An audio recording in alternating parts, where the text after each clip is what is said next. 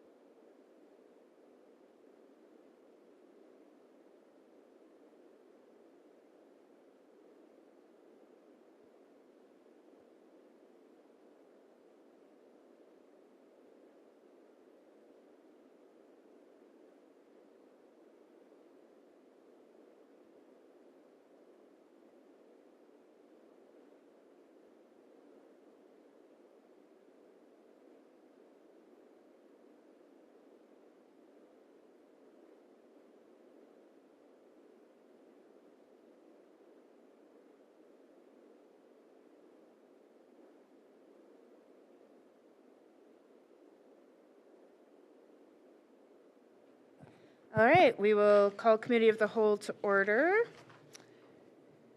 And we have minutes.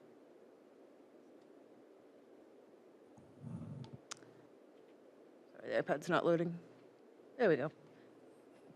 Okay, I'll move to approve the minutes from the January 6th meeting without the necessity of a reading. Second. Motion's been made and seconded. Any discussion? Hearing none. All those in favor? Aye, and that motion passes. Okay, our other order of business tonight is a resolution to appoint our new council colleague. And we have 3 folks with us. Our first one is Allison Urbanik. You've all been here before, I think, and seen the other interviews, but for anyone tuning in at home, we've offered the candidates the opportunity to make a 2-minute opening statement, and then we'll do some questions. So, Allison, welcome. Thank you. Would you like to give an opening statement? Yes, please. Okay, you can go ahead whenever you're ready. Great. Thank you so much. President Keppel, Vice President Baker, and members of council. I've had the privilege of serving Lakewood through my work with Lakewood Alive and Barton Communities and through a wide range of volunteer commitments for over the past 18 years. My dedication to the city has been unwavering, and I bring a proven track record of creating and implementing programs that have made a long-lasting impact on Lakewood and its residents. What sets me apart from other candidates is my hands-on experience working with residents across all corners of this amazing city. I have focused on ensuring safe, well-maintained housing and supporting low to moderate income individuals, particularly older adults and other vulnerable populations. My work has been dedicated to creating unique and essential programming while also advocating for affordable housing.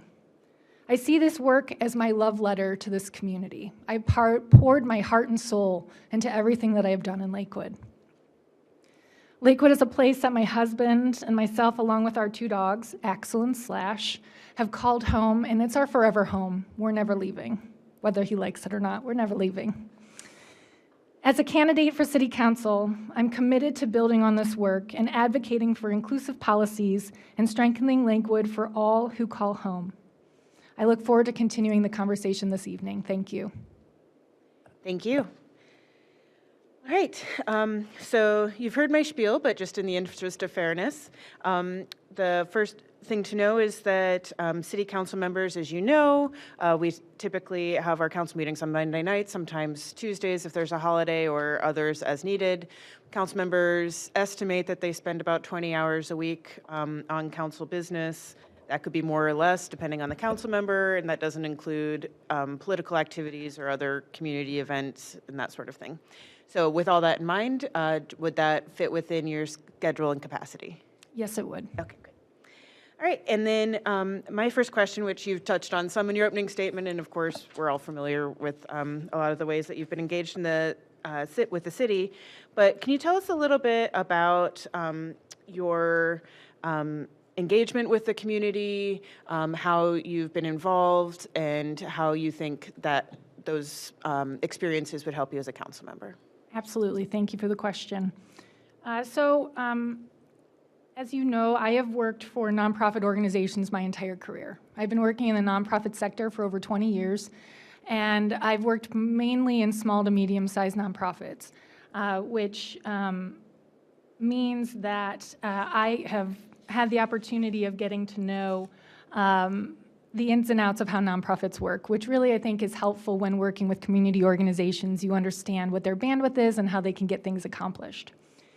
I worked with Lakewood Alive for over 10 years, and I still volunteer with them. I oversee their beer garden at Summer Meltdown, and I donate to their Loving Lakewood fundraiser with some friends. We donate a trivia party, but I know how important community development work is to our community, and I'd support it.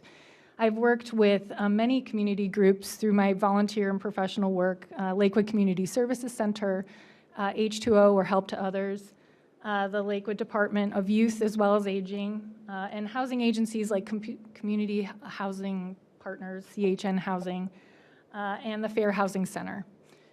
All of these things, layering of resources, really help us to get things accomplished in our community.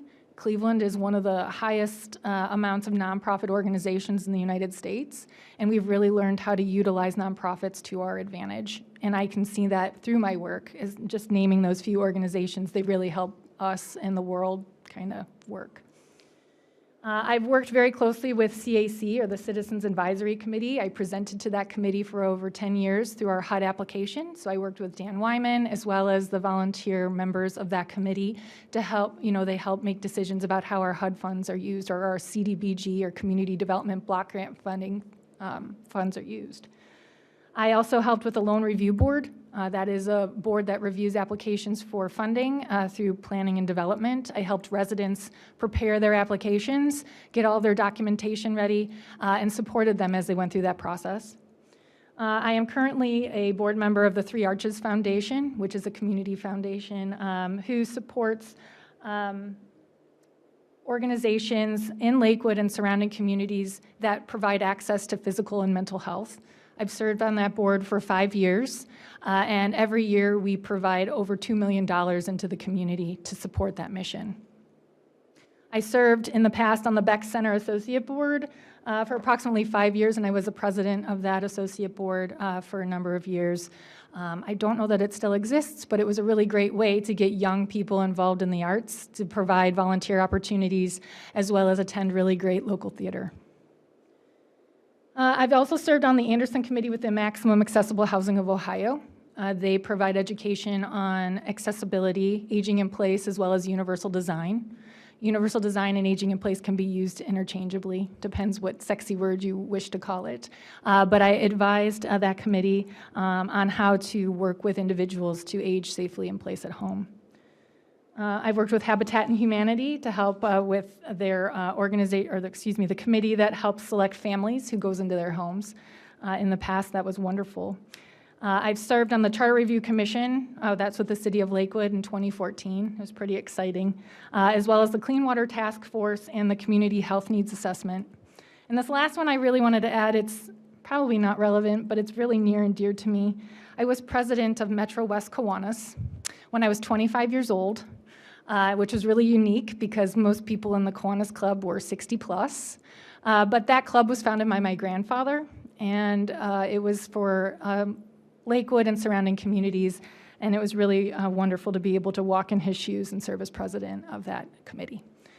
So I think that I've displayed that I have a lot of community experience. Again, I truly believe that it's nonprofits and community groups that help make Lakewood an amazing place, as well as Northeastern Ohio. And it has taught me a lot of things, how to maneuver through systems and processes, and has really allowed me to understand that we don't need to recreate the wheel. We can rely on other people and other groups who have these talents and have this knowledge and can share it with us. And the more that we partner and the more that we work together, the more that we can accomplish. Thank you very much, and thank you for all of your service to our community. It's pretty impressive, all of those things. Vice President Baker. Yes, thank you, and I'm losing my voice a little bit, so that's good. You guys probably won't hear me that much tonight. But all three candidates tonight, I see you in my personal life. In fact, I saw Mr. Bannock this morning dropping my daughter off at daycare because she walks by. So thank you for your willingness to serve. Thank you for your past service to the city of Lakewood. And I'll ask the same question that I ask a lot of the other candidates because it gives a good perspective on people's backgrounds and their thoughts going forward prospectively. This term would essentially end 11 months, 12 months. And as I think about like the Strong Towns approach to government, local government is like find a problem and then with a quick solution to it and try to implement it. So as you look forward 11, 12 months into this term before you have to run again, what's a problem that you think you could tackle? A big problem that I think affects all of us that you could tackle in 11 or 12 months? Sure, that's a great question. Thank you very much for it. Affordable housing, I'm probably going to be talking a lot about that this evening, hopefully, throughout our questioning. And affordable housing is not something that can be solved in 11 to 12 months, but it is something that needs a comprehensive approach, a layered approach to solving it. And again, I hope we can talk more about that. But in the next 12 months, I believe that we can kind of tackle low-hanging fruits. Affordable housing, we are behind the ball. We should have been talking about this probably 10 years ago, 2013, 2014. But, now is the time. If we really as a community believe in affordable housing, we want to get it ingrained in all that we do, we need to start tackling low-hanging fruits. So I believe that something that we could tackle in the next 11 months is to really focus on housing choice vouchers. This is a simple way for us to bring affordable housing to those who need it. There is a process in place for folks to qualify for housing choice vouchers, and we really need to work to dispel the myths around it. There's a lot of nonsense. There's a lot of people have in their brains, oh, this person must have a housing voucher, or this person must, they're a terrible neighbor, they must have a housing choice voucher, which in Lakewood, we don't accept that many, and more than likely that person doesn't have a voucher. So we need to work to dispel those myths, and I think that we can do that by partnering with local organizations who operate in the city. So Lakewood Community Services Center, Eden, CMHA, North Coast Housing, formerly known as Parma Housing, as well as the City of Lakewood and the Department of Human Services to put together a marketing campaign, really explain the benefits of the Housing Choice Voucher Program. It provides market rate rents to landlords, so they will still get their full rent that they could get. And then it allows a resident to pay up to 30% of their income, which is what we should be spending as people on our housing. So it's a really great way to, again, gain access to more affordable housing units. We can debut this campaign during Affordable Housing Week. Affordable Housing Week is May 12th through the 16th. We can partner with these other organizations, as well as the Fair Housing Center, and make sure that we are sharing information, getting it out there, and then also working with these housing authorities, CMHA, Parma Housing, North Coast Housing, Eden, to work to advocate for a less strenuous process of getting your home qualified to accept those vouchers. It's a pain. If you talk to anyone who's a landlord, one of the reasons they don't want to do it is because of the hoops that they have to jump through. But if we can work to advocate with HUD, with CMHA, any of these other local groups, we might be able to make some progress there. And then we can also work to make it easier for the resident or the voucher holder to utilize the program so they don't get frustrated throughout the process. So this together will work to streamline the process, making it better, more user-friendly for our residents, as well as our landlords, as well as dispelling myths and working to get more vouchers back into our community. Thank you. We'll stick with the same order as last week just to keep things consistent. So Councilwoman Striebeck. Thank you. Thank you, Allison. I appreciate all the work that you've done in our community, and I couldn't agree more that it's the organizations that you volunteer with that weave the fabric of our society, so thank you. And could you say a little bit more about what your experience is with inclusion and diversity and how you think your experience will benefit the Lakewood citizens and this city council?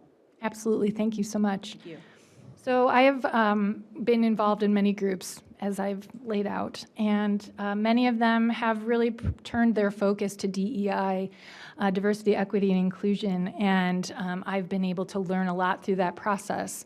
I have attended the groundwater training offered through the Racial Equity Institute, which was eye-opening, and I left angry, and I know that's the point. You're supposed to stop and take a thought and really look at our community and the way that everything has been set up, and I left mad, which I was happy to do because it made me really stop and think about DEI practices, redlining, many other things that have come up in our community that have made those vulnerable populations or those disadvantaged populations have to, they've been held back.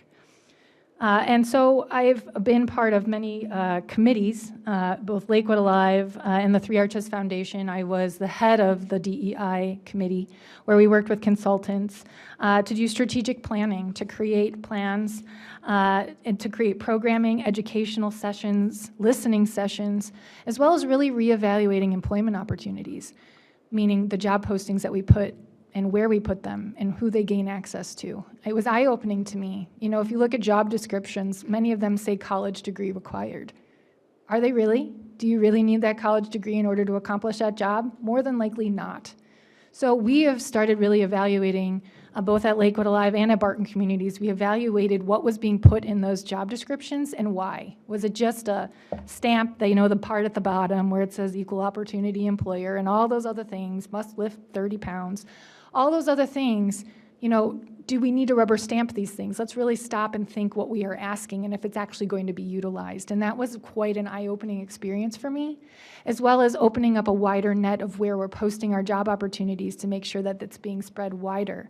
Utilizing the LGBTQ Center, utilizing local job boards, community solutions, many different places that real live Clevelanders look for job opportunities.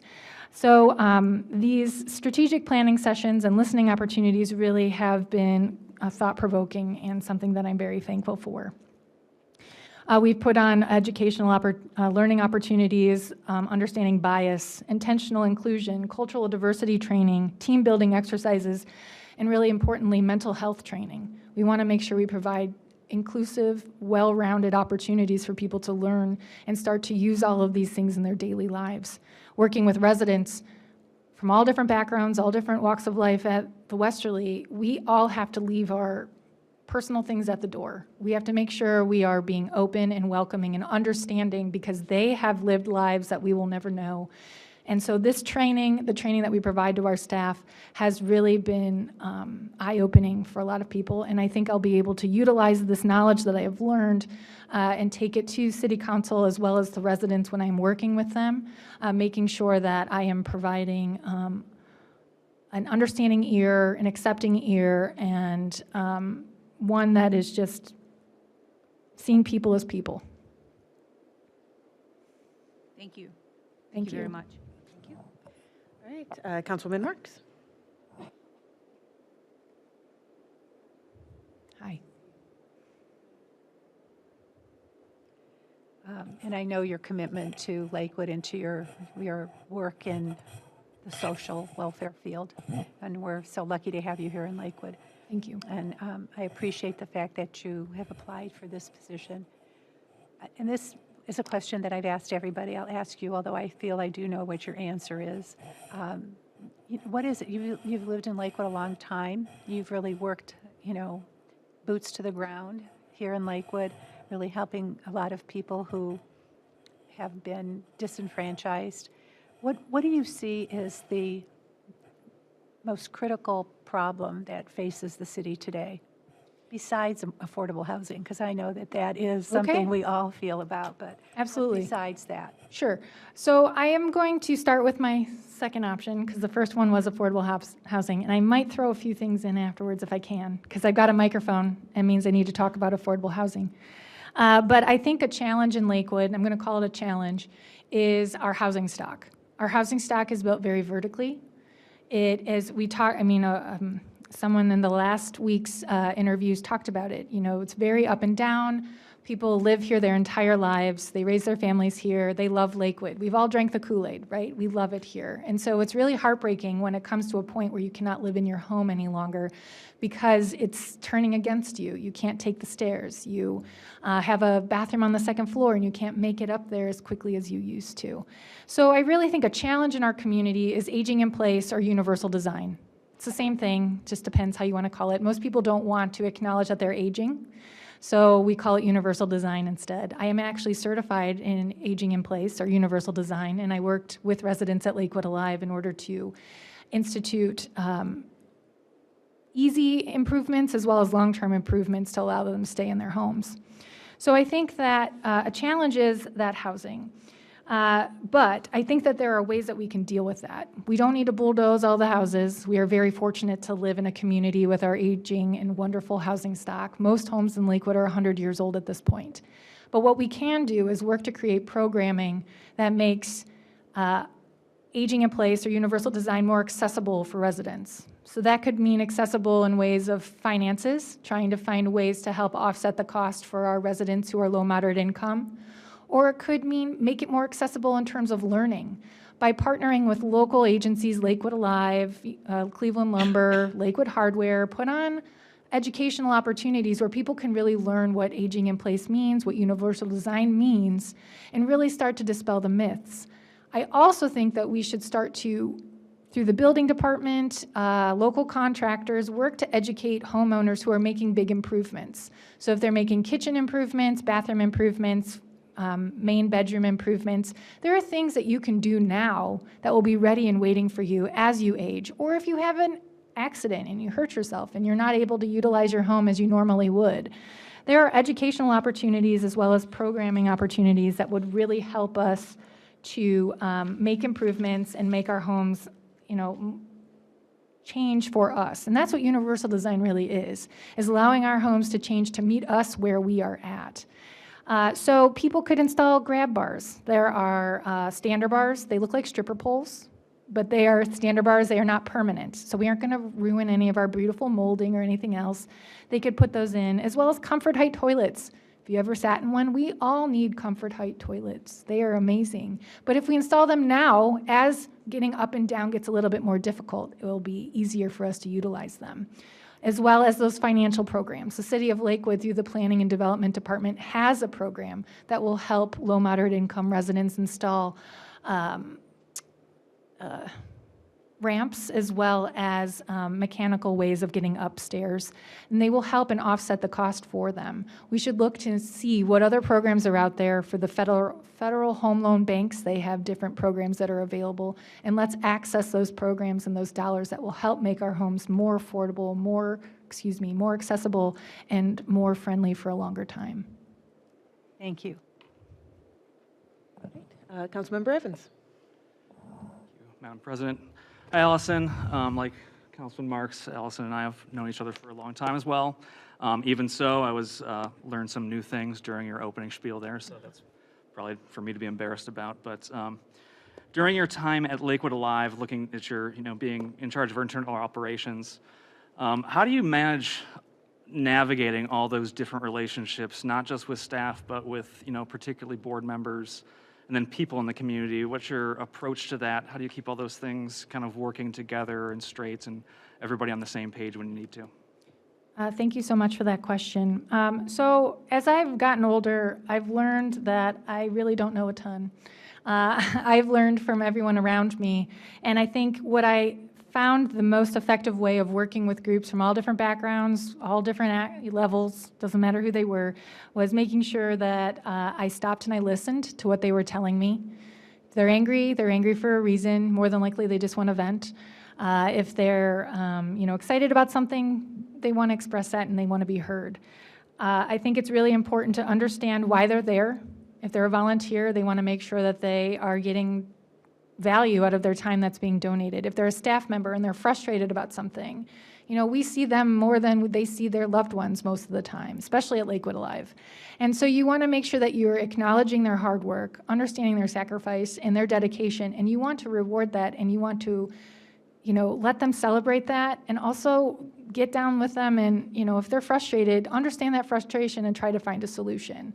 So at the bottom end of the day, really, communication, as my good friend Brene Brown says, to be clear is to be kind. So making sure that we are communicating in a very clear, direct way. There's expectations that are set. People know how to accomplish those goals. Got to be clear. We need to be kind. Also, listening. I don't know all the answers, as I said. It's important to listen and take from other people what they have learned. Maybe take a step back. Allow them to step up and lead something. I'm a natural leader. It just happens. I don't like silence. I try to fill it up as much as I can. But, there are times where I need to shut my mouth and take a step back and allow other people to step into those leadership positions and allow them to grow and thrive. And then work together. At the end of the day, we're not going to always win everything. I'm not always going to get my way. The other person isn't always going to get their way. We need to work together for the best end product it's possible, whether it's, a resident or a constituent or just the overall community. Sometimes we just need to come together, listen, and compromise. Thank you. All right, Councilmember Bullock. Thanks, Madam Chair. Pardon me. Allison, hello, welcome, and thank you for your application and your interview. I just, like others, I've had the privilege of working with you for some years, and it's a good reminder of some of the deep and extensive work. I know you helped the city of Lakewood initially learn from the Cleveland Heights Know Your Home program. It was called something else. But Knowing Your Home was something I created, a home repair resource center where I started my career. Similar to Lakewood Alive, they focus primarily on housing, but Knowing Your Home was something that I came up with on my own. So we have 140, something like a dozen a year for a lot of years. That's an example. The toolbox, I'd forgotten that was something that you really spearheaded. I know there was some council members, I think Councilwoman Marks recalled, and former Councilman O'Leary, championed that, but it was really you and Lakewood Alive that got off the ground. So undeniably, you've got really deep experience. So the questions I consistently ask are about work style and then other priorities that you might have. I know you touched on that with some of the discussion from other council colleagues. So tell us a little bit about your work style in working as part of a group or a team. I mean, there's no right or wrong answer, but as a part-time position, legislative body, we work sometimes on specific initiatives with the administration, which right now is represented by the law director. But we sometimes frame up city legislative initiatives, but it's always part of a team and a context. That's question one. And then question two, on top of housing and all the really strong one-on-one casework you've done with a bunch of different residents, any other topics? I know downtown development has been a big part of Lakewood Alive's work, but, any other things you want to share? Sure, thank you so much. So I kind of hit on this with Councilman Evans' question, but I'm really a team player. I'm a leader when I need to be. Again, sometimes I like to take a step back and let others, but I like to listen. I like to take it all in. I am not someone who is a planner by trade. I am not someone who is a lawyer. I'm not someone who is a landlord, for instance. I am someone who really focuses on people and social services. And so there are things that I'm not going to know, and there are things that I'm going to ask a lot of questions about and try to learn and try to be an expert on. But I really think it's important to listen to my colleagues, listen to my teammates, take in what's being said, digest that information, then share my feedback. I am going to say, if I have a differing opinion, but, that's good. Having differing opinions, I think, allows good conversation to come from those things, people asking questions and being the squeaky wheel. But at the end of the day, we are really here to serve the community, and so we need to come together, find consensus, be respectful, and really choose the outcome that is the best for the community. So I am a team player through and through, and I believe in asking questions, I believe in doing research, and I believe in ultimately making the best decision for our community. Now, in terms of things that I also excite me or I have interest in, small businesses, they are the heart of our community. We are very fortunate to have two business districts, well, many, but the Detroit Avenue and Madison Avenue and all of the cute little neighborhoods that are along those streets. And I think it's important for us to remember that our small business friends are investing their livelihoods. They are investing their hard-earned money. My husband and I owned a pizza store at the beginning of our marriage, and it was touch and go there for a while. It was really difficult, and I understand what it takes to put in your blood, sweat, and tears to make a small business work. And I have the utmost respect for all of our small businesses. And I think that as a community and as well as a city, we need to continue to build on programming that is available, do our research, make sure we're bringing in, supporting Lakewood Alive, supporting the Chamber of Commerce, as well as the planning department to make sure we have our finger on the pulse of what the cutting edge is in entrepreneurship, as well as education. What kind of educational opportunities can we provide to these small business owners? Help them draw up business plans. Help them get connected to potential investors, local, real-life human investors.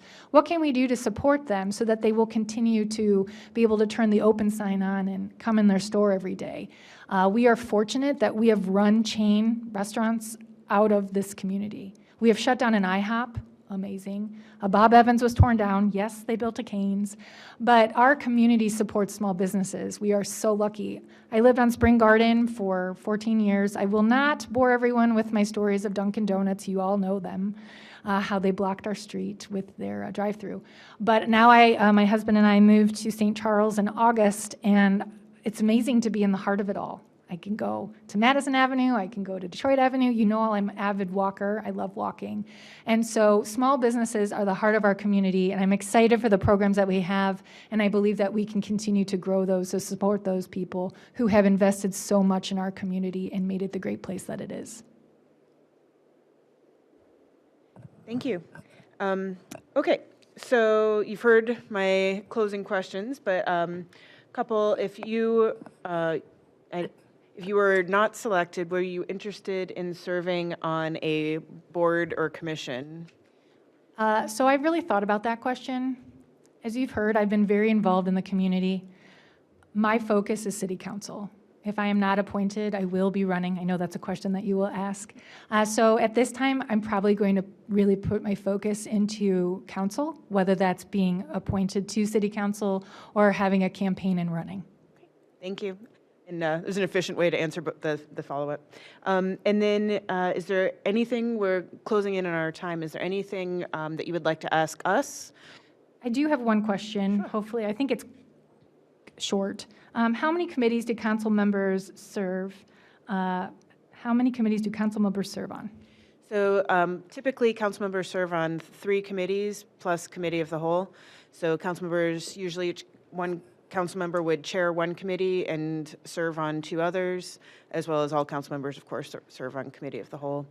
And then there are other responsibilities depending things where council members could be appointed to serve, as you know, as the Lakewood Alive liaison or the Tree Advisory and Education Board liaison, or a number of other roles like that that aren't necessarily committees, but also additional responsibilities. Great. Thank you so much. Sure.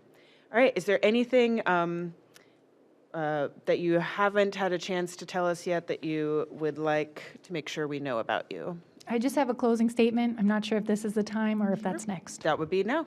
Great. Thank you so much. It's a true honor to sit in front of you today alongside 5 other women, which is utterly amazing. It's just a true honor to be sitting here surrounded by 5 women running to be appointed to City Council. Frances Perkins, who is Secretary of Labor under FDR, stated, "The people are what matter to the government, and government should aim to give all of the people under its jurisdiction the best possible life." I read that recently. Heather Cox Richardson posted it recently, and it really spoke to me. It seemed very fitting. I believe my career and my volunteer efforts and community involvements demonstrate my commitment to Lakewood. And I hope that I can continue to serve this community, keeping residents at the forefront of our work and work for good in the city that I love so much through a seat on City Council. Thank you so much for your time. Thank you. Really appreciate it.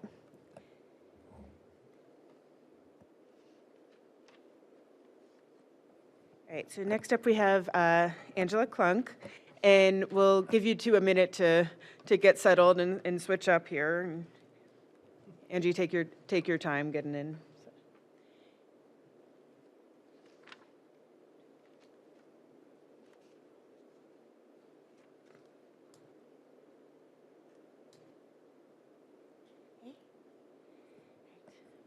Are you ready? Do you need a minute? Okay. Try saying hello and see if it should be, nope, Danielle's coming. Now is it working? There we go. All right, great. Well, welcome. And I know you've been here for some of the others, so you've heard my spiel, but welcome and thank you again for applying. So first off, my standard start question. Council meets typically every Monday night, sometimes Tuesdays if there's a holiday, starting as early as 5:30, going to whenever. Council members typically estimate on average about 20 hours a week. That doesn't include political activities or other community events, but it could be more or less depending on the council member. Given all that, does that fit within your schedule and capacity? Absolutely. Okay, good. All right, so you had the opportunity, if you wanted to provide a 2-minute opening statement, would you like to provide an opening statement? Okay, you can go ahead whenever you're ready. Thanks. Thanks, Madam President Keppel and City Council. I'm thrilled to have the opportunity to serve this amazing city I call home. I've lived in Lakewood for over 30 years, grew up on Bell, met my husband at Lakewood High School. After graduating Cleveland State, we put down roots in Lakewood with a duplex on Bunts. I've marched in the 4th of July parade as a cheerleader in high school, and then years later as a representative for Moms Demand Action. For a time, our photo studio had a storefront on Detroit across from the hospital where we hosted the Chocolate Walk. I have fond memories of dates at the Detroit Theater and rollerblading all over Lakewood with friends in middle school. As a family now, we attend all of the amazing events Lakewood has to offer, from the summer solstice to the Arts Fest, Light Up Lakewood, everything. I'm excited that my kids get to go to the public schools here. They're at Lincoln, and we get to enjoy the life that Lakewood provides. I've dedicated my life to the care of others. I worked for years as a social worker for Children and Family Services, where I was on the front line of directly protecting children and helping families advocate for themselves. I own and manage multiple duplexes in Lakewood, and the owner of a novelty candy shop where I direct all finances and manage multiple teams.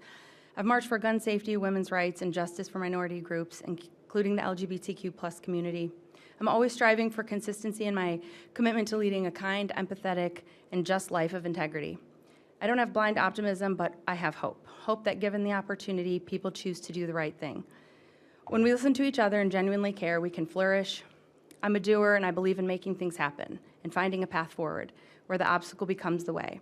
I'm here because I want to offer a more complete, holistic approach as to why the city and the council does what they do instead of just the how. I, of course, have some initiatives that I care deeply about: safety, housing, quality of life. But more than any single issue, I care about the people and community that make up Lakewood. I believe that everyone and everything we do is interconnected.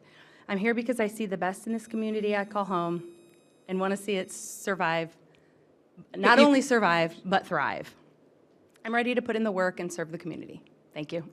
I was trying. Sorry, no, you're doing fine. That was really, I should have said that at the beginning. That's really more just to help you stay on pace rather than a hard cutoff at 2 minutes. So thank you. Thank you for that opening statement. You've heard my first question, which is, can you tell us a little bit about how you have been engaged in the community and how those experiences and anything from your background would contribute to council and how we serve the community?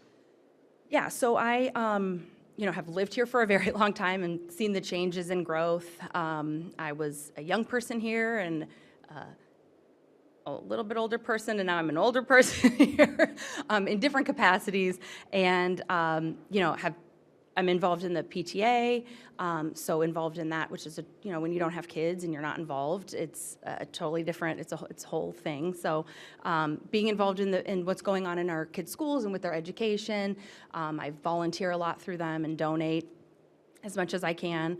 A few years ago, I've been a member of Moms Demand Action since 2018, but a few years ago there was an opportunity for me to become a lead and sort of take on my own meetings and host things and educate people in the community and in surrounding communities.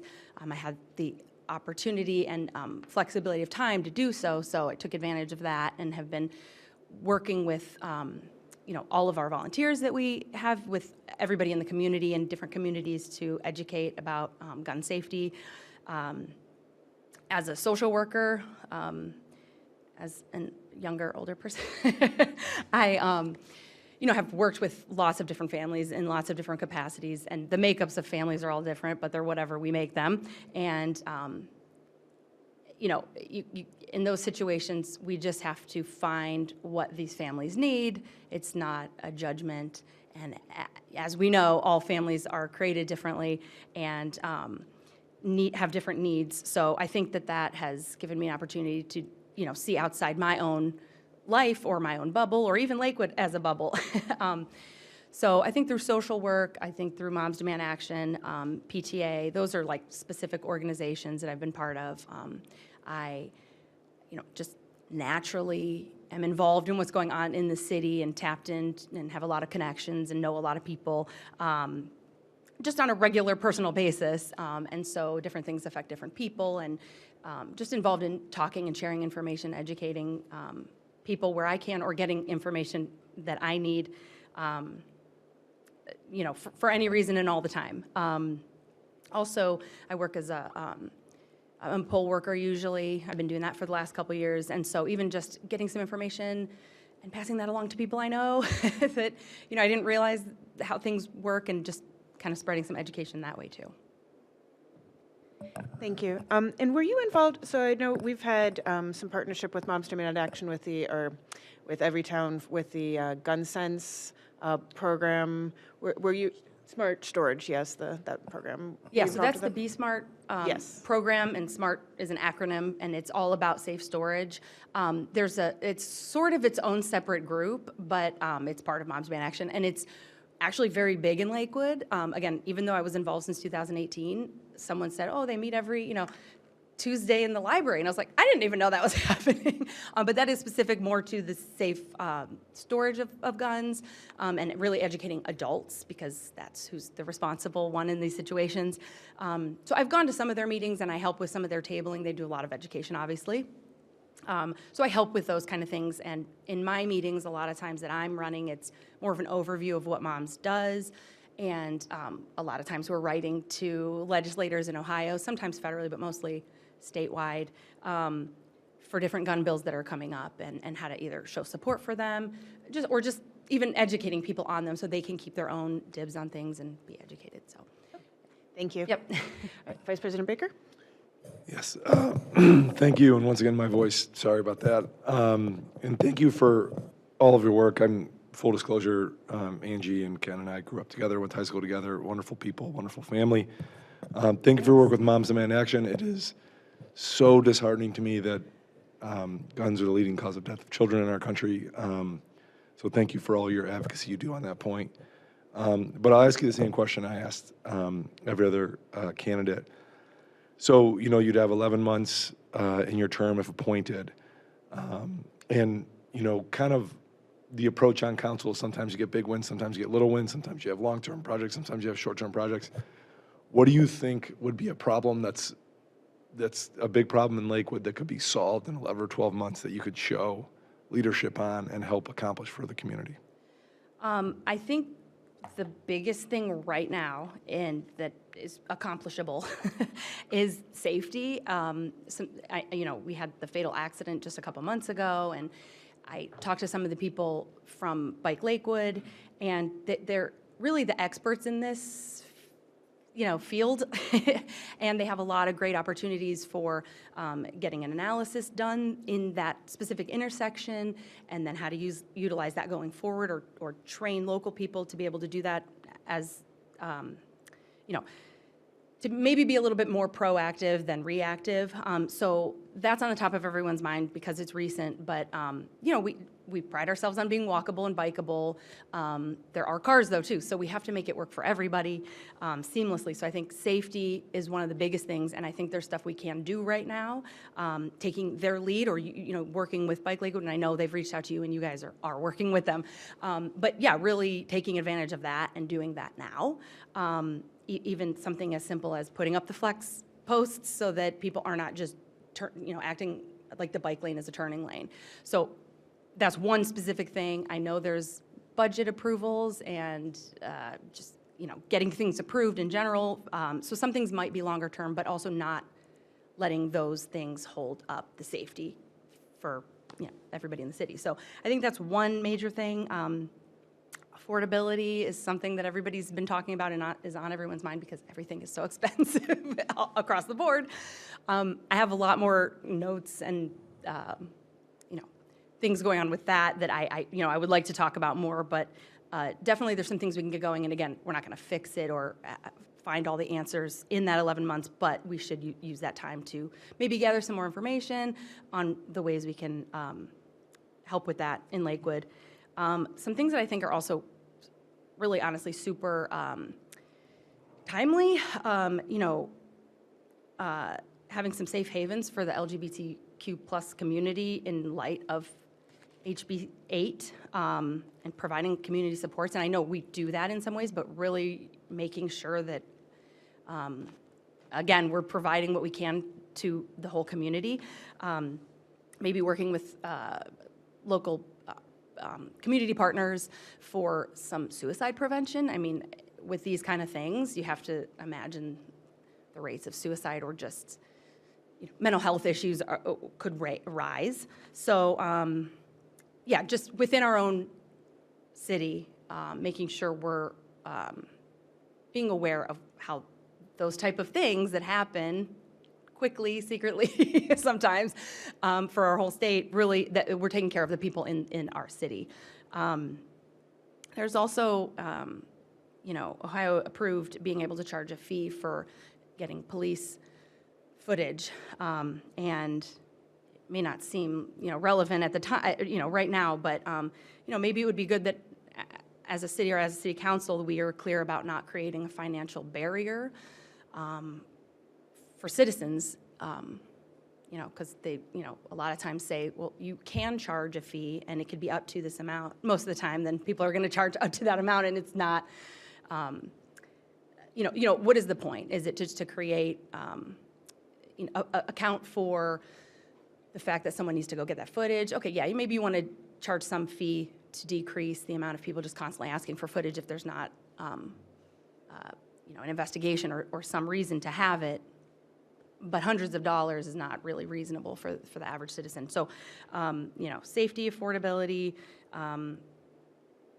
everything regarding HB 8 and how that can affect our citizens, and the police footage fee, I think, are some kind of timely, immediate things that can be worked, either we do something about some of these things right now, which again, I think there's some ways we can do that, or at minimum, start the process of getting that all done. Thank you. All right, Councilmember Strebig. Thank you. Thank you for being here. Thank you for your concerns for the LGBTQ community. I appreciate that. And House Belated, I appreciate you being up to date with what's going on with the state. It sounds like you're paying attention. Can you tell me what your experience with inclusion and diversity is, and how you think that your experience will benefit Lakewood citizens and the city council? So I think a big part of it comes back to my social work background. I feel like as a kid, I moved around a lot. I had a good childhood, but moved around a lot, and I didn't think anything of it. I probably made me more adaptable in a lot of ways, but I do feel like I always had this, like, I need to protect kids, or I need to look out for them, and maybe that's eventually where the social work piece came into it. But children are vulnerable, just like certain minority groups or the elderly, and we have all these different aspects of different community groups or people in our community that have more challenges maybe than others, and need to be seen and heard and attended to. And collectively we can all do things, but the people who maybe don't have some of those challenges should also be the ones involved and helping. So I've always felt like obviously things need to be as fair as possible, and as opportunities need to be there across the board. But sometimes those marginalized groups or people that need the help literally do not even have access to the ways to get going. So using any privilege that I have or that any of us have for the greater good for everybody. And not that you come in and say this is what needs to happen, because a lot of times, I don't know in that scenario, or we don't know, but going to those people and really listening to them and saying, what do you need? What's your option? How can we do that?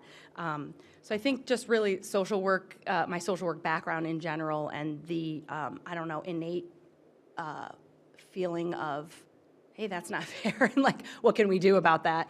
I'm open to, again, in relating back to social work, but you see so many, you're literally inside people's homes, and you see that everybody lives completely differently, and it's okay. We're not all gonna be the same. And that's not the point that we're there to judge how a house looks, or how they don't clean or use a vacuum or don't own one, like anything, how they parent their kids. That's not why we're here. It's the ultimate safety and education. They don't know that maybe some resources exist. So, I feel like I've always had a foundational consideration for how things are impacting all people and in different ways. So I don't know if that's if that makes sense. Absolutely. Okay. Thank you. Very good. Thank you. Thank you. Great. Councilmember Marks. Thank you. Thanks, Angela, for being here tonight. I enjoyed talking with you and getting to know you a little bit over the Ditto. phone. And I know you're passionate about the city, and I really do appreciate that. I'll ask you the same question. You've lived in Lakewood a long time, so you've seen the changes in Lakewood. What do you feel is the biggest problem that the city, or biggest challenge, I should say, that the city faces today?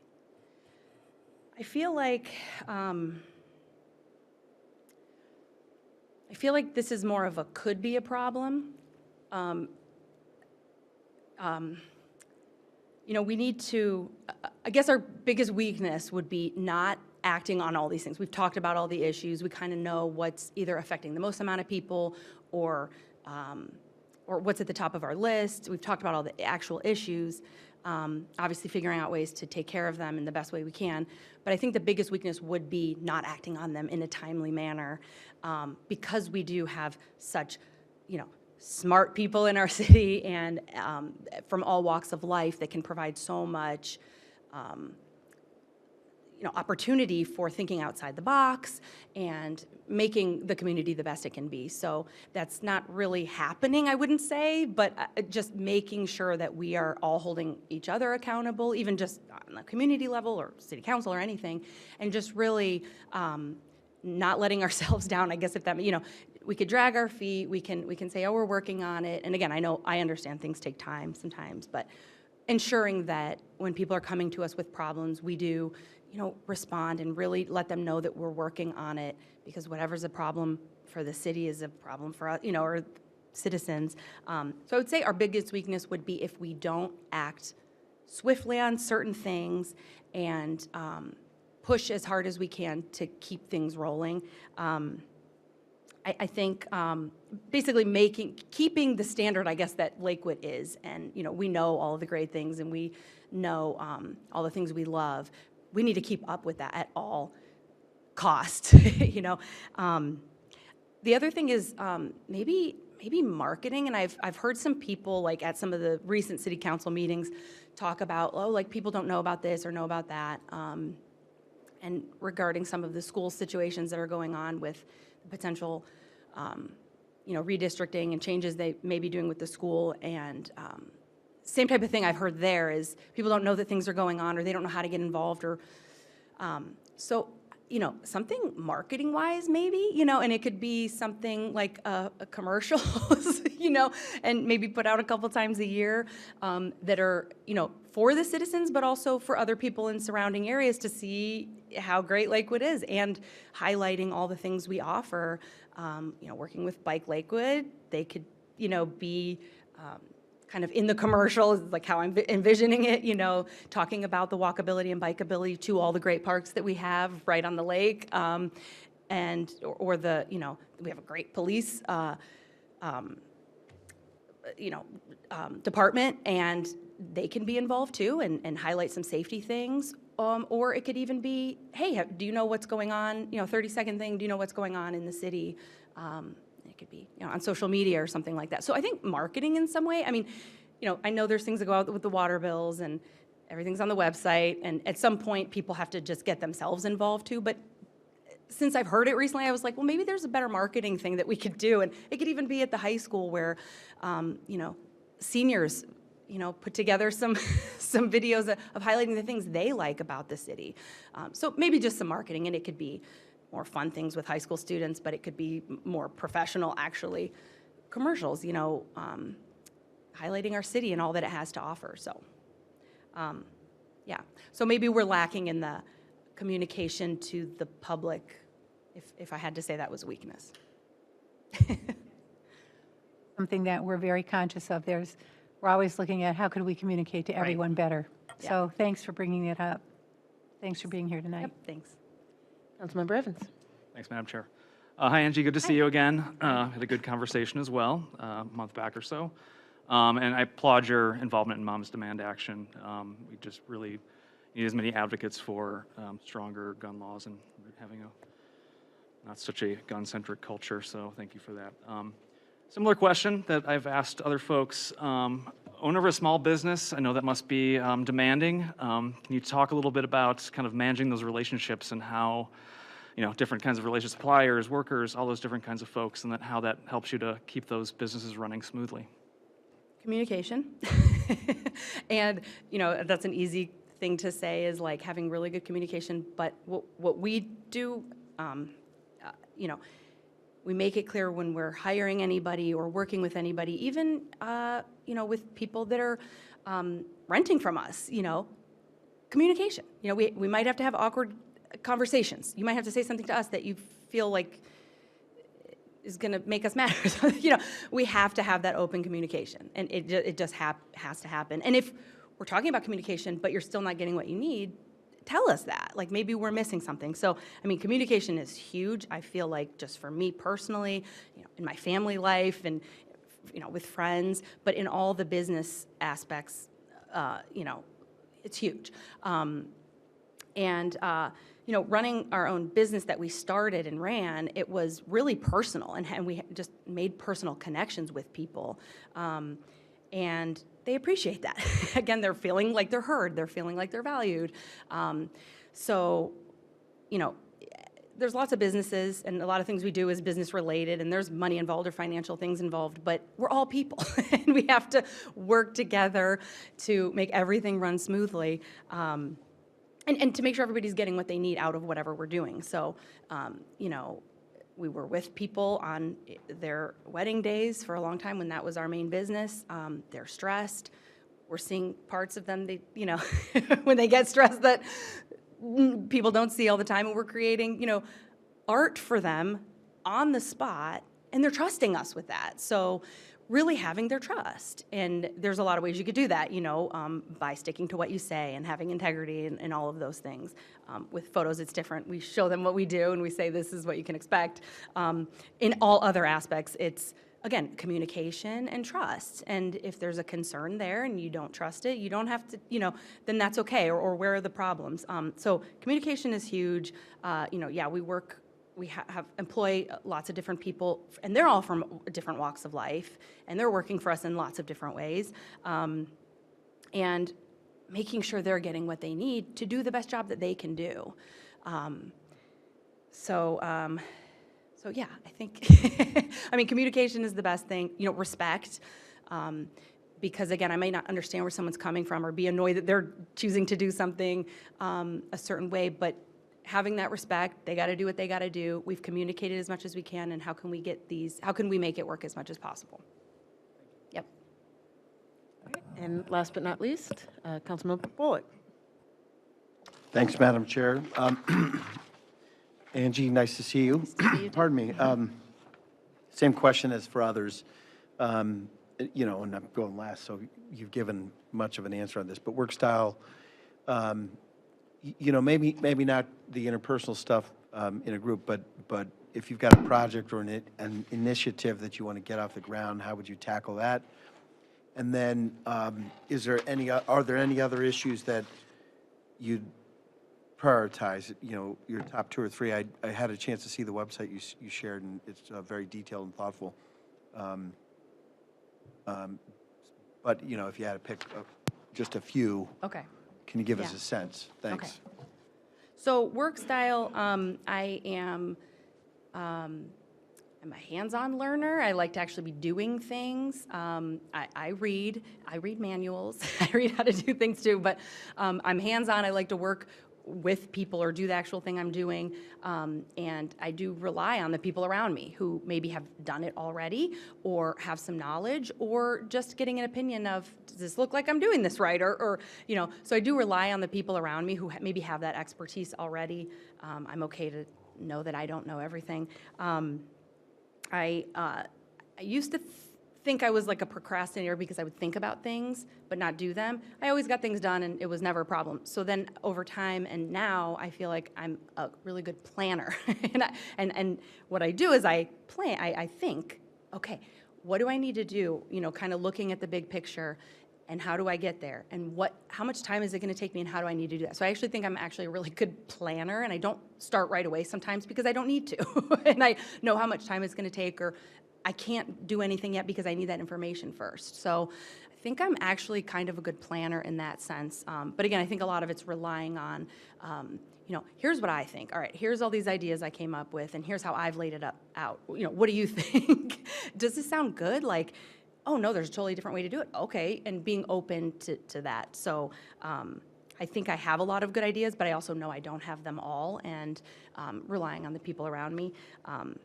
I think I'm a good listener, which even just by listening, you learn things. So I don't even always have to ask questions. I can gather it from being a good listener. And again, like I said, I'm not afraid to ask questions, even if they seem stupid, because I do trust, the people around me to give me good feedback. So that's work style.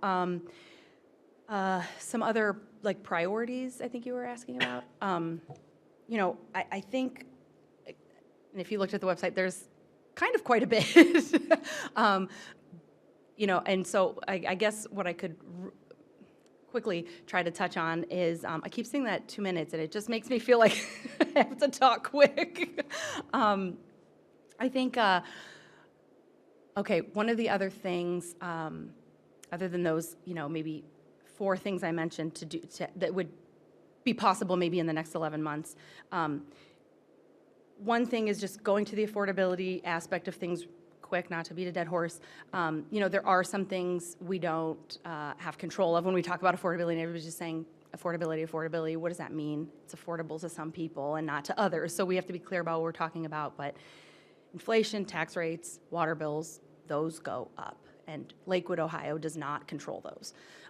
So we have to account for that, whether you're an owner, a renter, anything.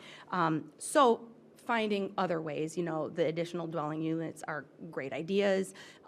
Those are one part of the puzzle, though, and just kind of looking at other things. I think about, how much housing stock, and this goes to the city council, but also what's going on with the schools is, we're trying to get people in the city or keep them here, and also keeping enough kids in our schools. So are the short-term rentals or Airbnbs in Lakewood maybe taking up some of that stock? And is that something we need to look at? Could that provide, I believe there's about 100, could that provide 100 different, residential, families in our, in our city and in our schools potentially? So looking at that, limiting institutional investors buying up housing stock, which then arbitrarily, brings up the cost. Again, there's certain things that are going to rise that we don't have a lot of control over, but keeping an eye on that and finding different ways and unique ways, again, thinking outside the box to keep not only homes filled with people, which they are, that's why there's a demand, that's why the costs are the way they are, but keeping, we talk about Detroit and Madison and these hubs that we have in these mom and pop stores, they're great. And so, but then there's some buildings that people own that they don't mind if it's, their value in their investment is going up, so maybe they don't mind. And so, again, thinking about that, how can we make sure that they're keeping everything filled, storefronts are filled, there's shops there that people from any direction, Madison or Detroit, can walk up the street and there's not empty storefronts, which, when we have street-level commercial activity going on, it also makes things safer and and enhances the quality of life in general. So, potentially looking at fees for long-term vacancies and having local people more involved in those, not some outside company or people out of the state. So those are other things that could potentially help with affordability. Parks. Parks and cities, everybody loves the parks. Some people come here for the parks, some people come here for the schools. So again, like making the things that we're trying to do all make sense. We're talking about people coming here for the schools, and we're also talking about closing a school or two. So, making the things that we're doing make sense. We're talking about, I think a lot of people in Lakewood, we all love nature and we want to protect it as much as we can. And so Lakewood is trying, giving free trees to residents and trying to increase our tree canopy. We also have a lot of homes that are becoming bigger and bigger, and just making that work on both ends and make it make sense. If this is our goal, are we doing the things that really need to reach that goal? I'll stop there. Thanks. Okay, so you've heard these questions before, but if you are not selected for the appointment, are you interested in a board, commissioner, advisory group? Yeah, there's definitely a few that I would be interested in. I am planning, either way on running a campaign starting soon. So, yeah. Which, if you don't mind me asking, which boards or commissions would you be interested in? Do you have some in mind? Yeah, and it kind of depends on when they are also, that fits with my schedule, but okay,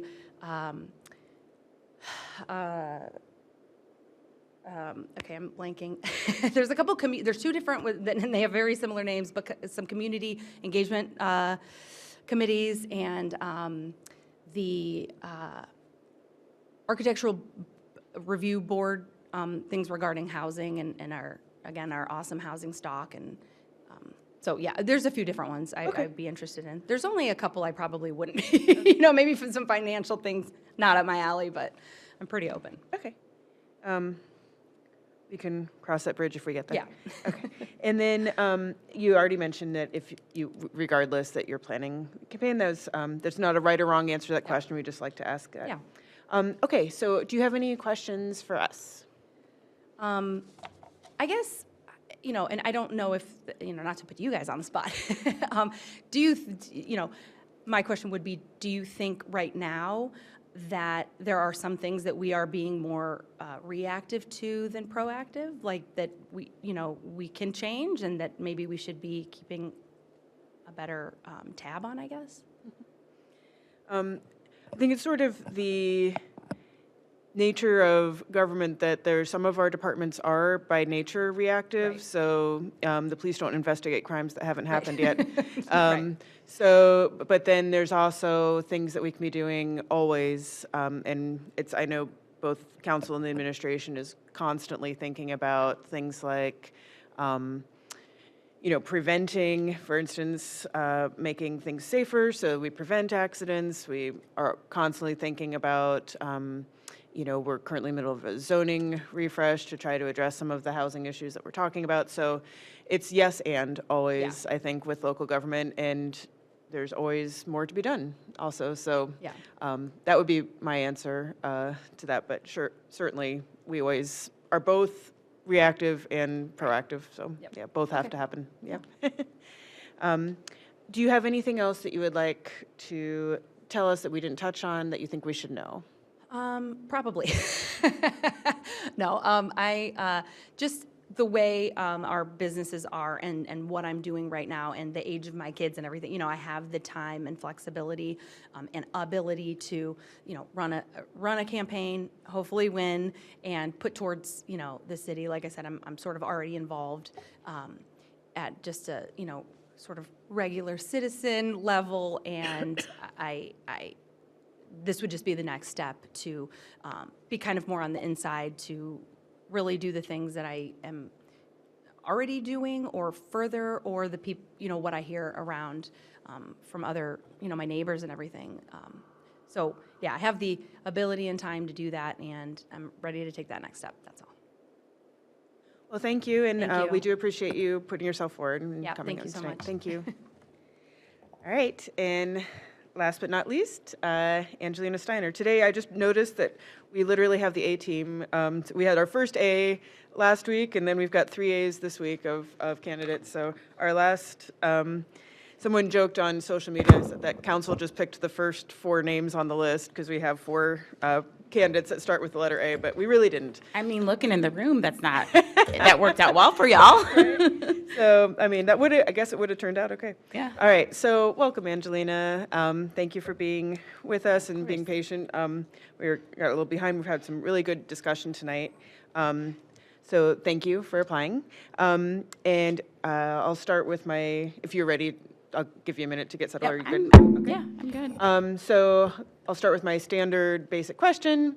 As you've heard, council meets almost always on Mondays, except sometimes Tuesdays if there's a holiday or extra meetings as needed. That starts as early as 5:30 and goes until we're done. Most council members, on average, suggest about 20 hours of work on council each week. That could be more or less depending on the council member and what's going on. And that doesn't include political activities or community events. So with all that said, does that fit within your schedule and your capacity? Yes, absolutely. And would you like to do an opening statement? Yes, please. Okay, and just so you know, I should have said this before, if the buzzer goes off, you can ignore it. It's just to kind of help us stay on pace so we don't take up your whole interview with an opening statement. So, Yeah, all right, absolutely. thanks. So I want to take this opportunity to address members of the in-person public, the viewing public, and anyone that may be watching this after the fact. My name is Angelina Hamilton Steiner.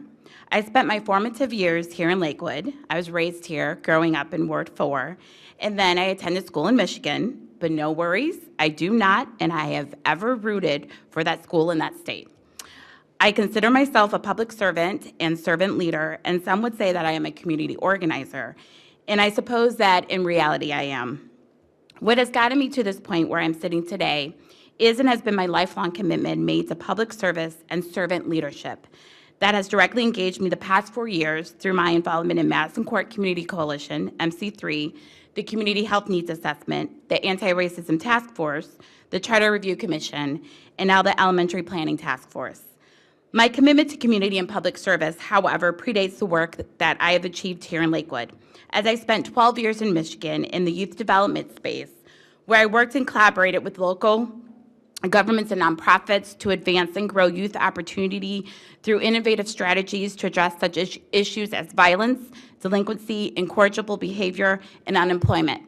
Building from nothing, I co-developed, designed, and implemented programming which impacted greater than 500 youth over the course of 7 years, successfully securing grant and contract dollars, including federal pass-through through the American Recovery and Reinvestment Act, and county government entities in support of this work.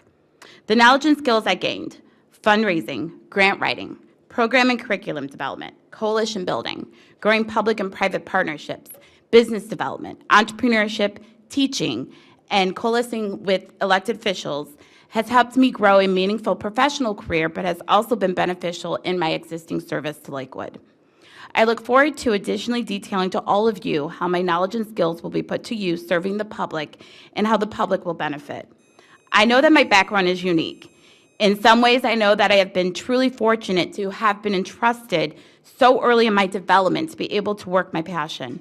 As I look back at my career, when I graduated college, I had merely a vision, hope, and youthful idealism.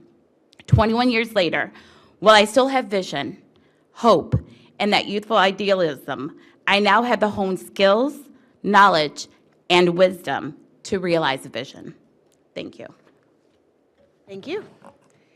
All right, so you've heard this question before, but if you could share a little bit about, we all have seen you here many times. We have some knowledge of some of the ways that you've been engaged with the city, but if you want to tell us a little bit about how you've been involved in the community and how those experiences and any other of your background would contribute to council and our service to the community. Yeah, for sure. So over the past, we are now going to be entering, and it's so hard to believe, our 5th season of community building with Madison Court Community Coalition and the block parties, working with our friends at Madison Park and Lakewood Outdoor Basketball Committee to do these monthly block parties. So that has taken up it has fulfilled and been a big part of my life for the past, now this is going on our fifth season since 2021. I've been involved in the Charter Review Commission. We just wrapped that up back in September. And then I have been involved in the Community Health Needs Assessment, which it has now segued into the CHAT, the Community Health Action Team.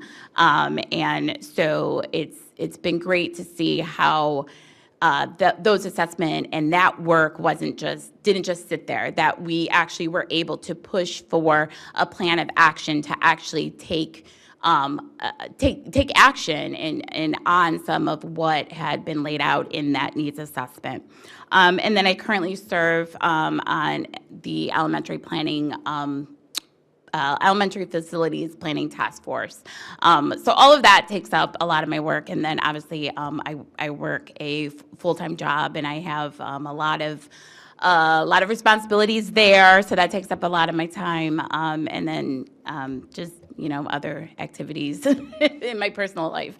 So, but yeah, so that is, so my skills, again, community organizing, community building, coalescing, working with public officials, actually doing stuff and taking action is really where I'm good at. It's not just, plans are nothing if you don't have something to back that up, and if you actually don't do something and actually move forward with that. It just sits there and they're empty and hollow. So, so again, going back to my work in Michigan, what I did is in the youth development sphere, we literally created a program from scratch, and that took research, and it took building support for that program, and we had to recruit young people to be a part of the program. So we had to get buy-in from the youth, we had to get buy-in from parents, we had to work with schools, and we worked with all the school districts in the area to get young people from all over, and it was a county-wide project that we were working with. So all of that, all the skills that I mentioned, all of that I did in my early development, and all of those things are things that I pull, out of my bag whenever I need them to benefit Lakewood. Thank you. All right, Vice President Baker. Thank you, President Keppel, and thank you, Angelina. Once again, sorry for my voice. I know you as a professional, impressed. I know you as a parent. If our kids are a reflection of us, then you're a phenomenal parent because your daughter is lovely. But I will ask the same question I asked everyone else, just to get a really good idea of how folks see things and kind of where they see solutions and potential problems. So this term, if appointed about 11 months, so what do you see as a problem that's, vast and citywide, but that meaningful progress could be made in 11 or 12 months, and how do you see that progress being made? Yeah, so I think, as everybody has said, we know housing affordability, and I would like to see, I would like to work on housing affordability. Now, in those 11 months, will we actually have something will we actually be able to do something? I think right now there's conversation happening in the community, but I think those conversations need to be brought up in the public. So I would like to see council revisit those sessions that were happening back from 2022. And actually the Anti-Racism Task Force did write, we wrote a letter, I actually led in writing that letter back that we submitted in July to the Housing Planning and Development Committee, laying out some research that we had did, and then laying out some potential solutions that we could start. And so I would like to revisit that and include the Anti-Racism Task Force in this conversation and build off of that research that group that we did and that letter, and really having some community conversations and public sessions. I know it seems that we have a lot of task forces, like whenever there's a problem, we start a task force, but I think this is one where we could start a task force and we could say, let's do 6 to 9 months, make it similar to the Charter Review Commission, make it very short-term, specific, here's what we want, detailed, report, detailed action plan, ideas, we just give them a very specific task to complete. And I think you would have residents that would jump at that chance to do that. I think that there are a lot of residents that do have that background, that expertise, that knowledge, that passion. I think one of the things that a lot of times people tend to look for elected officials to do the work, and I think our best talent is in the people.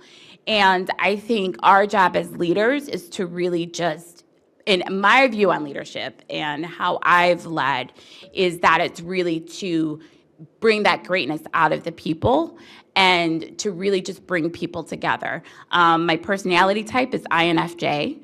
That is the advocate. So it's no wonder that I would be the advocate. So I think that's where my skill set is. And so I think I could successfully pull something together, work with, I know Councilman Bullock is currently the chair of that committee. So working with Councilman Bullock and really pulling together something and pulling together some sort of task force that we could do and assigning them with the task and saying by, this date, this is what we want. Thank you. All right, Councilmember Strubing. Thank you for being here. I am familiar with some of the work that you've done, but can you tell me your experience with inclusion and diversity, and how do you think your experiences will benefit Lakewood citizens and this city council? Yeah. So I do want to add additional that it's not merely DEI. It's DEI and B. So it's diversity, equity, inclusion, accessibility, and belonging. And so, when we talk about diversity, when we talk about DEI and B, it's really a framework for which and how we do our work.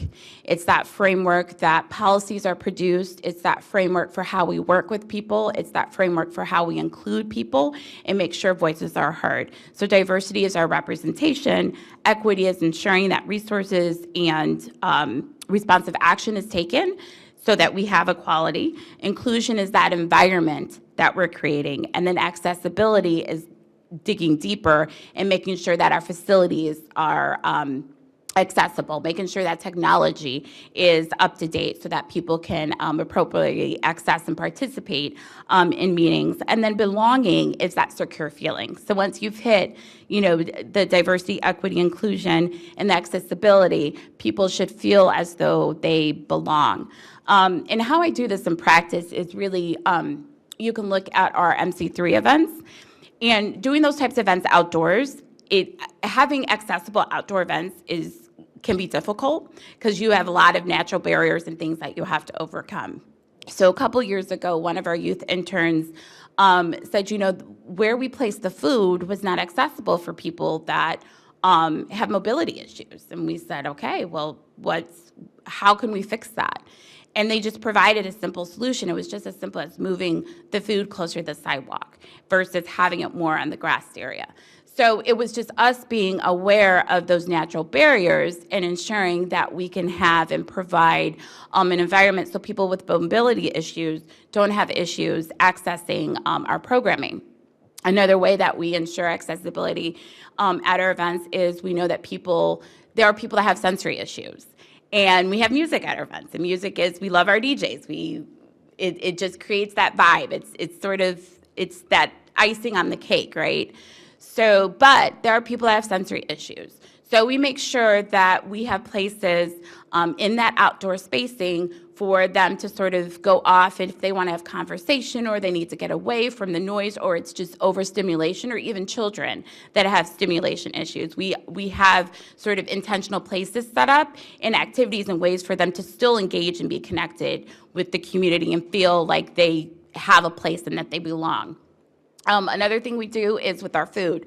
We make sure our food menu is accessible. And so we make sure that we have a vegan option, and it's not just lettuce. It's actually sustenance and something that vegans or vegetarians would want to eat.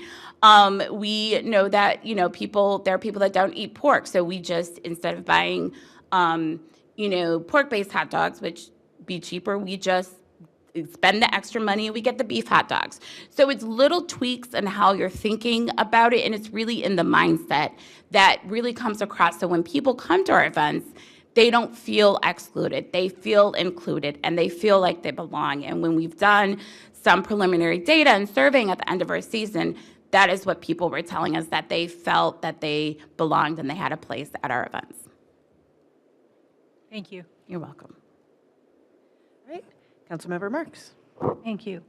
Thanks, Angelina, for being here tonight and for applying for a position on council.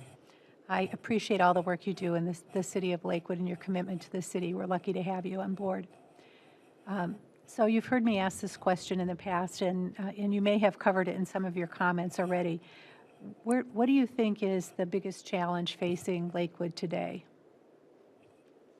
I actually wrote down, so I was going to say housing affordability, but I think that's too easy. So I'm going to go off the beaten path. And I'm going to say that people need to start caring about things that don't directly affect them. And we can even link it back to housing affordability. I think that perhaps underlying, deep-seated, that unconscious bias that we have not moved on housing affordability is because it has not affected directly enough people yet. And so we should not be in a place where something has to affect us for us to care about it, for us to say, this is a problem for these people. We need to do something about it. So I would say that, and that probably drives a lot of why there might be inaction on things. And I think that we all need to do that. We just need to start caring about things that don't directly affect us. You're welcome. Councilmember Evans. Sure.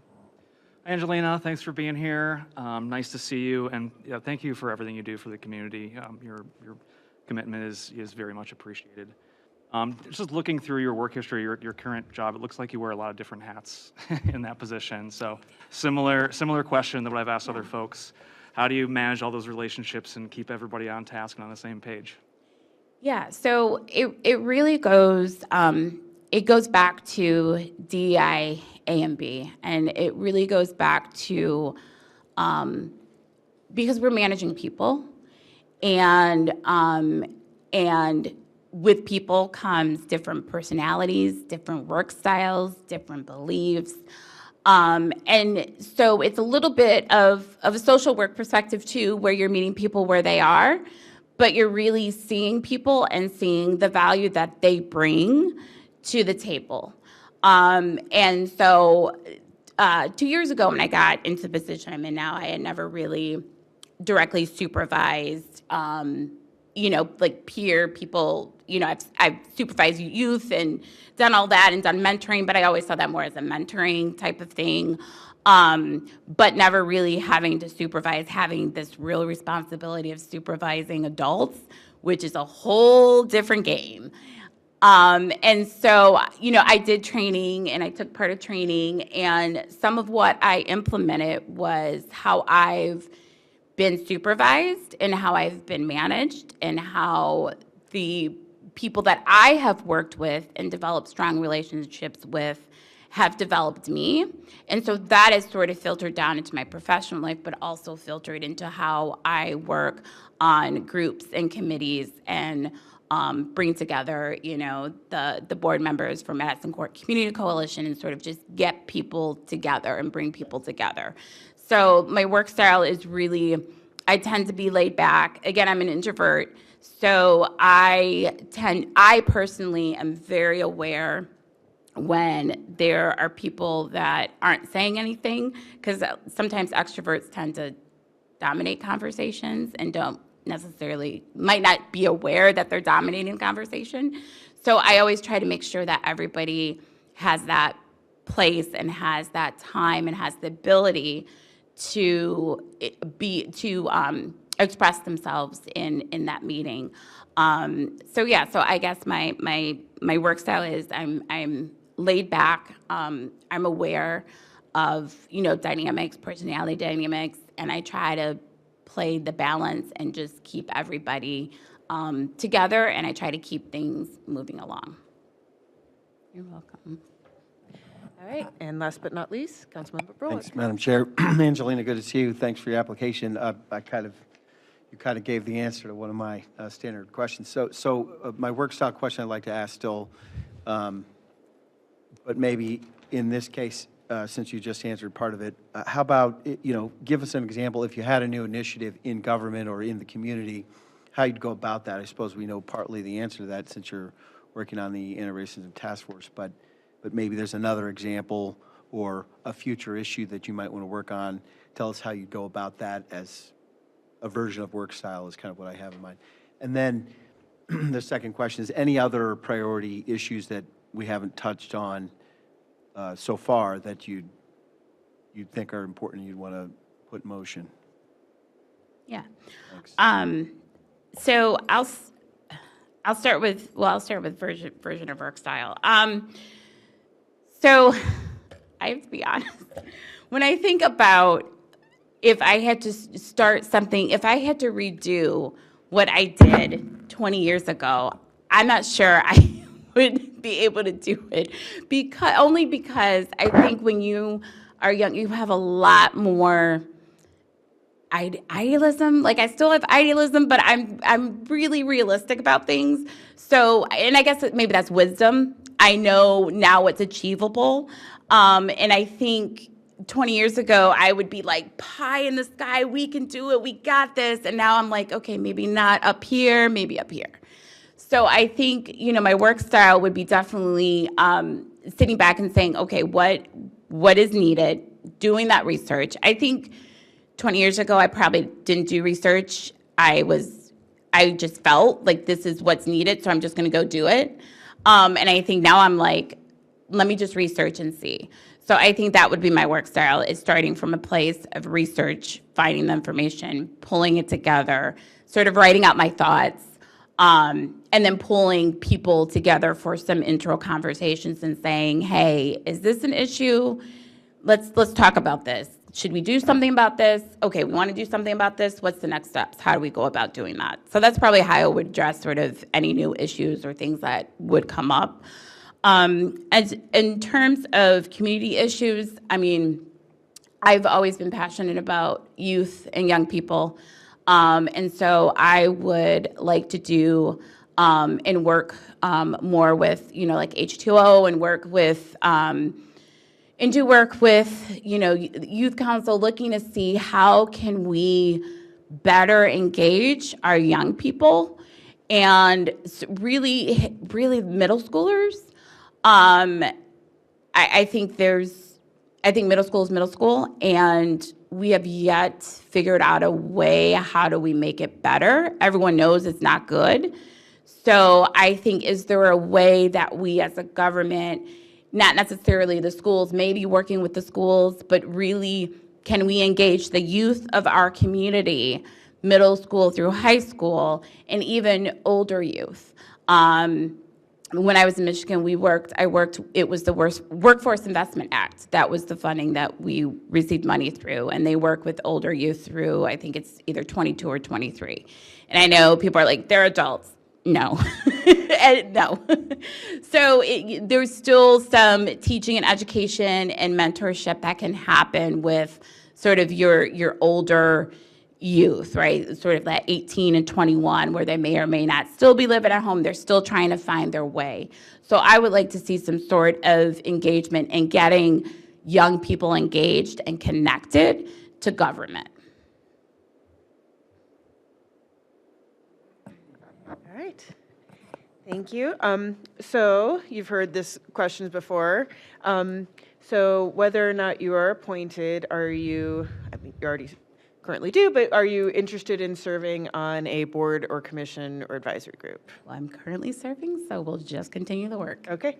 And then there's no right or wrong answer to this question, but whether or not you are appointed, are you going to pursue running for office? Yes. Okay. And then do you have any questions for us? I do not. Okay. You don't have to. There's not a right or wrong answer on that either. All right. And then is there anything else that we haven't asked you yet that you think we should absolutely know before we start deliberating?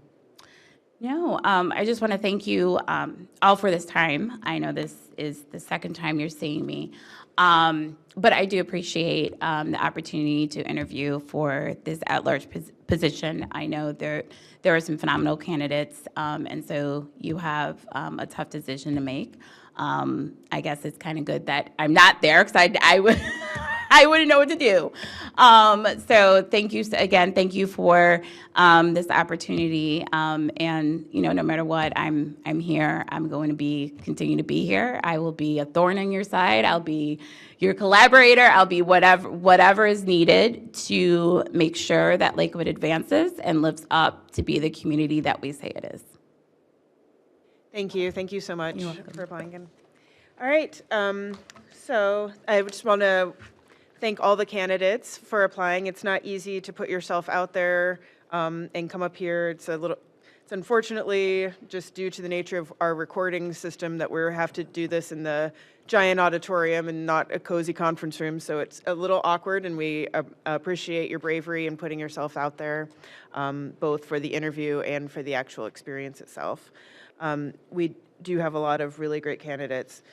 I will make a motion pursuant to Ohio Revised Code Section 121.22G to move into executive session for the purpose of considering the appointment of a public official. Second. Motion's been made and seconded. And Maureen, remind me, roll call? Again, I never remember this. Okay. All right. I'll just do it. Evans? Yes. Marks? Yes. Keppel, yes. Baker? Bullock? Yes. And Strebig? Yes. Did you hear Vice President Baker? I said yes. I just want to make sure. I know you have to hear it. Okay. All right. And I'll include in that law director and council staff. We will likely take action when we come out, so you're welcome to stick around. You'll also be hearing from us. So, all right. We're going to be heading, council members, we're going to be heading to the old conference room. Oh, it's clear? Oh, okay.